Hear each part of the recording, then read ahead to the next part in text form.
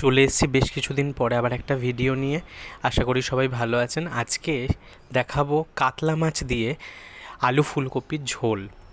কাতলা মাছ নিয়েছি 2 পিস বড় দেখে একটু, এছাড়া আলু ফুলকপি কেটে নিয়েছি টমেটো আর 2 কাঁচা লঙ্কা। এরপর কড়াইয়ে জল বসিয়ে দিয়ে আমি প্রথমে আলুগুলো একটু সেদ্ধ করে নেবো। সেদ্ধ করব 80% মতো, খুব বেশি সেদ্ধ হবে না গাটা। আর মোটামুটি আলুটা যখন প্রায় সেদ্ধ হয়ে আসবে, আমি জাস্ট নামাবার আগে ফুলকপিগুলো একটুখানি গরম জলে 5 মিনিট স্ট্যান্ডিং টাইমে দিয়ে রেখে আমি তুলে নেব। এরপর কড়াইয়ে দিয়ে দেবো সর্ষের তেল গরম করতে। এদিকে মাছের পিস দুটোতে একটু নুন আর হলুদ দিয়ে ভালো করে মাখিয়ে নেব। মাখিয়ে নিয়ে মাছটা আমি বেশ কড়া করে ভেজে নেব। মাছের গাগুলো বেশ একটু কড়া করে ভাজতে হবে, তাহলে ঝোলে দিলে খেতে ভালো লাগবে।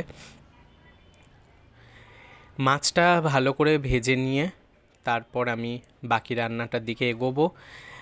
এই রান্নাটা আমাদের নিত্যদিন বাড়িতেই হয়ে থাকে, সকলেই আমরা খাই। আমি আমার যেরকম আমি করি সেই রকমভাবেই আপনাদের কাছে দেখাচ্ছি।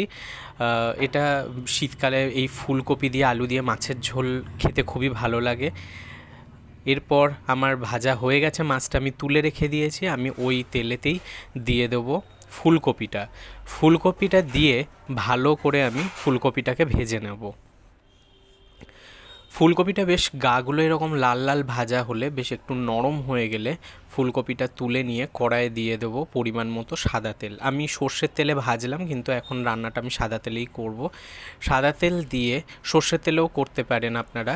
তারপরে ফোড়ন দিয়ে দেবো একটু শুকনো লঙ্কা, একটু গোটা জিরে, তারপর 2 ছোট পেঁয়াজ আমি কুচিয়ে নিয়েছি, সেটা দিয়ে একটু ভালো করে ভেজে নেব। তারপর পেঁয়াজটা যখন মোটামুটি একটু নরম হয়ে আসবে ভাজা, তখন দিয়ে দেবো 1 চামচ আদা বাটা দিয়ে ভালো করে একটু কষিয়ে নিয়ে, যেগুলো সাধারণত আমরা প্রতিদিনের মশলা রান্নায় ব্যবহার করি, হলুদ গুঁড়ো, জিরে গুঁড়ো আর শুকনো লঙ্কার গুঁড়ো দিয়ে দেবো। তার মধ্যে একটু জল দিয়ে মশলাটা ভালো করে কষিয়ে নিতে থাকবো। মশলাটা যতক্ষণ পর্যন্ত না আদার কাঁচা গন্ধটা যাচ্ছে, ততক্ষণ পর্যন্ত ভালো করে কষিয়ে নিয়ে দিয়ে দেবো কেটে রাখা টমেটোটা দিয়ে 2 কাঁচা লঙ্কা দিয়ে দেবো। তারপরে পরিমাণ মতো নুন দিয়ে মশলাটা ভালো করে কষতে থাকবো। টমেটোগুলো বেশ গলে যখন মশলাটা ভালো মতো কষা হয়ে যাবে, তখন আমি সেদ্ধ করে রাখা আলুটা এর মধ্যে দিয়ে দেবো। আলুটা আমি এখানে ভেজে নিচ্ছি না, কারণ রেগুলারের রান্না এত ভেজে করা সম্ভব নয়, একদম হালকা পাতলাই হয় ঝোলটা। তাই আমি আলুটা মোটামুটি সেদ্ধ করেই দিয়েছি।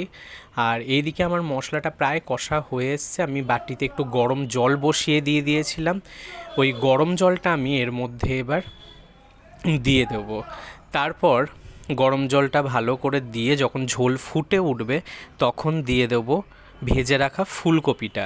ঝোলটা ফুটে যখন ফুলকপিটা একটু সেদ্ধ হয়ে আসবে, নামাবার একটু আগে আমি মাছটা দিয়ে ভালো করে ফুটিয়ে নেব। আর যখন সবটা তৈরি হয়ে আসবে, একটুখানি চিনি দিয়ে আমি ঝোলটা নুন মিষ্টি ব্যালেন্স করে, ঝোল আমার হয়েই এসছে, আমি সার্ভ করে দিয়েছি। অবশ্যই শীতের দিনে এইরকম ফুলকপি দিয়ে আলু দিয়ে কাতলা মাছের ঝোল আপনারাও বানাবেন, খেতে খুব ভালো হয়। কেমন হয়েছে অবশ্যই জানাবেন। আর ভালো লাগলে আমার পেজটা বা চ্যানেলটা সাবস্ক্রাইব বা ফলো করার অনুরোধ রইল।